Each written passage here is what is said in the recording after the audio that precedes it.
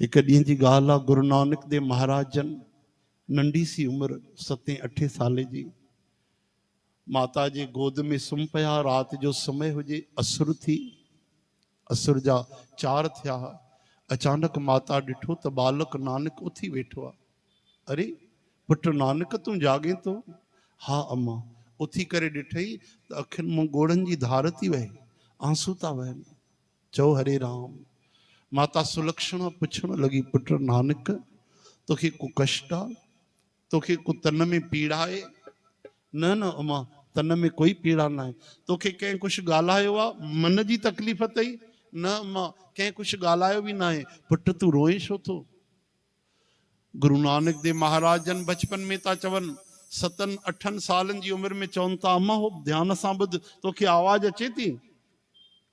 हाँ हाँ, कंहिं पक्षी जी आवाज आ। केड़ो पक्षी आ? चात्रिक पक्षी आ। छो थो रोए अम्मा? पुट वो प्रभु के बाडाए तो, उनखे उन लगी आ प्यास। जेस ताईं बरसात जी बूंद न किरंदी न, तेस ताईं हो जल न पीअंदो। पो हा मालिक उन्हनि खे भी तृप्त कंदो आ, उन्हनि जी भी ॿुधंदो आ।